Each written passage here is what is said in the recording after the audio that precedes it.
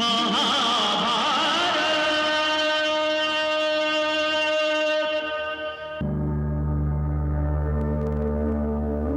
जानता हूं माते कि हस्तिनापुर अब चहुओं से सुरक्षित हो गया है और अब मैं अपने शरीर को त्याग सकता हूं, किंतु मैं वासुदेव की प्रतीक्षा कर रहा हूं माते। मैं चाहता हूं कि जब मैं इस शरीर को त्यागूं तो मेरी दृष्टि उनके मुखड़े पर रहे। मैं स्वर्गलोक के लिए पृथ्वी से यही उपहार लेकर जाना चाहता हूं माते, बस यही उपहार लेकर जाना चाहता हूं।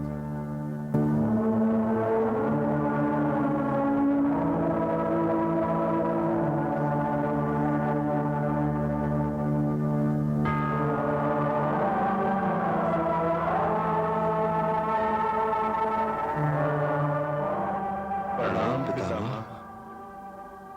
गंगा पुत्र, सादर प्रणाम।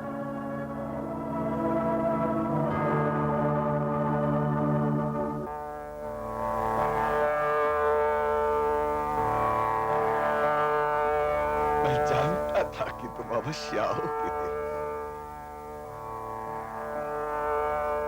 तुम्हारे दर्शन ने स्नेह लेप का कार्य किया है। जैसे बालू जल को चूस लेती है, तुम्हारे दर्शन ने मेरी सारी दुनिया चूस ली है। मेरी दृष्टि वर्षा काल के खुले हुए आकाश की भांति स्वच्छ। यादों की वो डोरियां जो बिल्कुल ऊंची हो, ऐसी सुलझी है मानो कभी ऊंची ही। हे गिरधर, हे गोपाल, हे देवकी नंदन, मुझे तो जीते जी मोक्ष मिल गया। यही तो मैं चाहता था और अब मैं ये चाहता हूं कि आप अपने पौत्र युधिष्ठिर को अंतिम शिक्षा दीजिए। हे ओंकार, तुम्हारे होते शिक्षा देने वाला मैं कौन? नहीं पितामह, नहीं। मेरे पास ज्ञान है किंतु अनुभव नहीं है। अपना अनुभव देकर इन्हें धन्य कीजिए। तनिक मेरे आंसू पहुंचते वासुदेव कि मैं हस्तिनापुर नरेश, पांडुपुत्र, चक्रवर्ती महाराज युधिष्ठिर के दर्शन तो कर सकता। पितामह,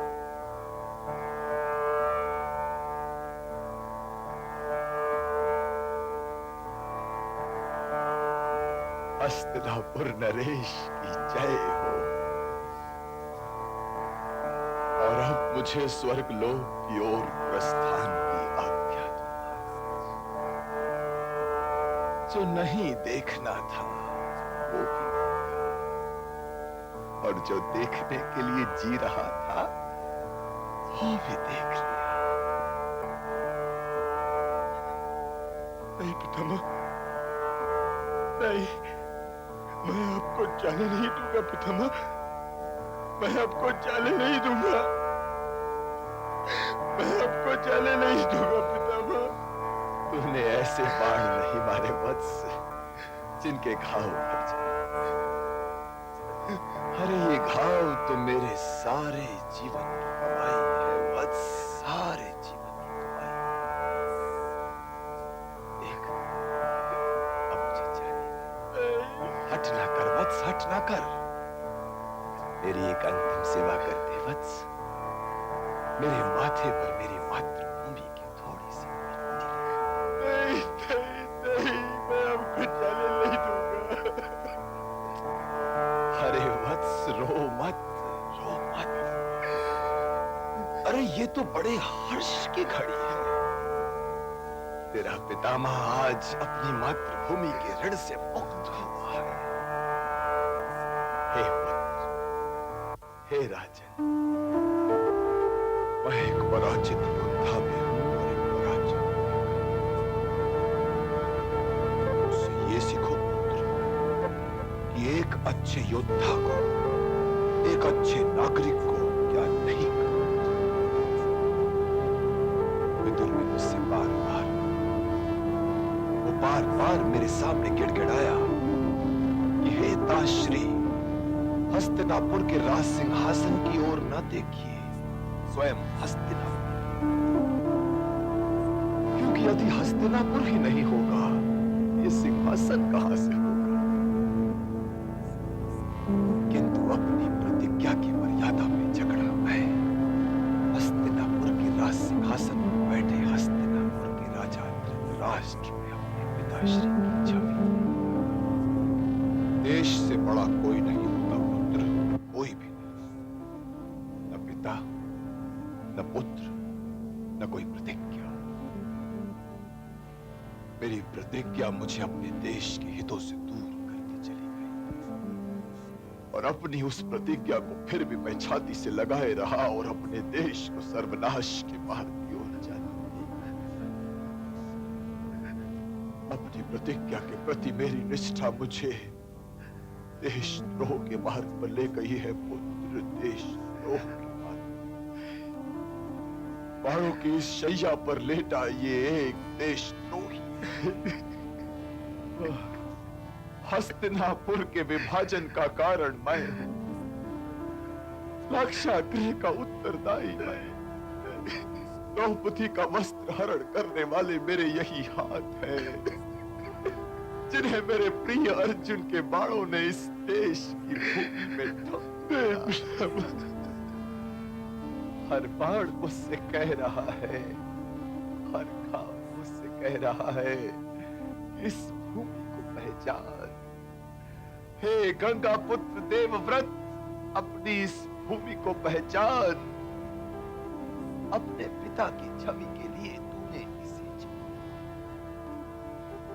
हे पुत्र, मैं वो क्षत्रिय हूं जो अपनी प्रतिज्ञा का दास बनकर जिया। मेरे साथ मेरी मातृभूमि के अपमान का यह अध्याय भी समाप्त हो जाएगा। पुत्र, मेरे इन श्वेत वस्त्रों पर कहीं न कहीं मेरे अहम का दबदबा, जिसे पश्चाताप का कोई आंसू नहीं हो सकता। इसलिए हे पुत्र, तुम भी कभी ऐसी प्रतिज्ञा ना करना जो कटार बनकर तुम्हें काट कर अपने देश से अलग कर दे। और यदि तुमने ऐसी भूल की ना पुत्र, तुम्हारा अंत भी बाणों की किसी ऐसी शैया होगा। क्योंकि जब जब कोई देवव्रत देश के हितों का मार्ग रोक कर खड़ा होगा, तब तब उसे बाणों की शैया पर लिटाने के लिए कोई न कोई अर्जुन अवश्य सामने आएगा। यही तो राजनीति का रूप है। पुत्र, देश के हितों से बढ़कर तो राजा का हित और कोई हो ही नहीं सकता। पुत्र, यदि तुम्हें दिखाई दे तुम्हारा ऐसा कोई हित है, तो समझ लो कि तुम भी राजधर्म से भटक गए। देश राजा के लिए नहीं होता, राजा देश के लिए होता है। और वो राजा कभी अपने देश के लिए शुभ नहीं होता पुत्र, जो अपने देश के आर्थिक और सामाजिक रोगों के लिए अपने अतीत को उत्तरदायी ठहराकर संतुष्ट होता है। यदि अतीत ने तुम्हें एक निर्बल आर्थिक और सामाजिक ढांचा दिया है, तो उसे सुधारो, उसे बदलो पुत्र। क्योंकि अतीत तो यूं भी वर्तमान की कसौटी पर कभी खरा नहीं उतर सकता। क्योंकि यदि अतीत स्वस्थ और उसमें देश को प्रगति के मार्ग की ओर ले जाने की शक्ति होती, तो फिर परिवर्तन ही क्यों? और एक बात और अच्छी तरह से सुनो, किसी समाज की कुशलता की सही कसौटी यही है कि वहां नारी जाति का मान होता है या उसका अपमान किया जाता है। देश की सीमा माता के वस्त्र की भांति आदरणीय, उसकी सदैव रक्षा करना पुत्र, सदैव रक्षा करना। इन्हें धर्म और राजधर्म के विषय में भी कुछ बताइए पितामह।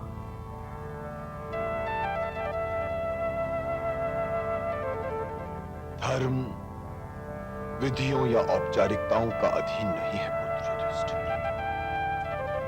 धर्म अपने कर्तव्यों और दूसरों के अधिकारों के संतुलन कर, इसलिए धर्म का पालन अवश्य करो। राजधर्म भी यही है, किंतु राजा का दायित्व नागरिक के दायित्व से कहीं अधिक हो।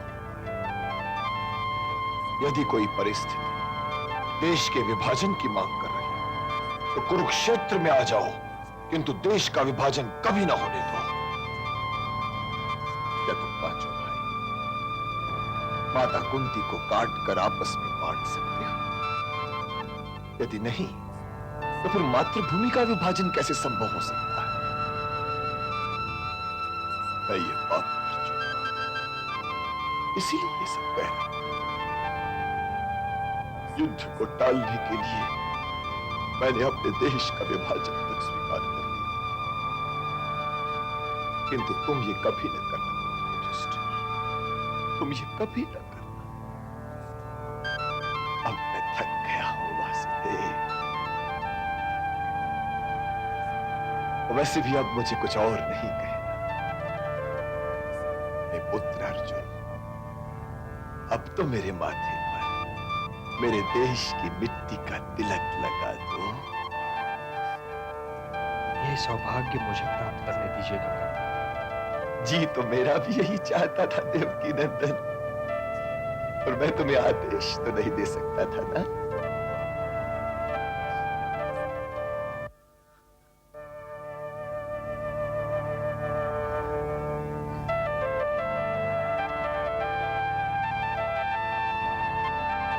बस अब जाने की आज्ञा दो वासुदेव।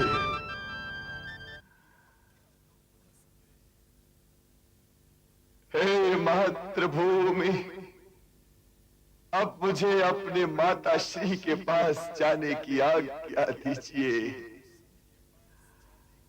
हे आकाश, मेरे देश को धूप छांव वर्षा की कभी कमी न रहे, उसके वृक्ष सदा फलों से लदे रहे, उसके कमल खिले रहे, उसकी नव मल्लिकाएं अपनी सुगंध के बिछौने पर बैठी रहे, उसके जलाशय स्वस्थ और जीवित रहे, उसकी राजनीति के सूर्य को कभी ग्रहण न लगे, ग्रहण न लगे।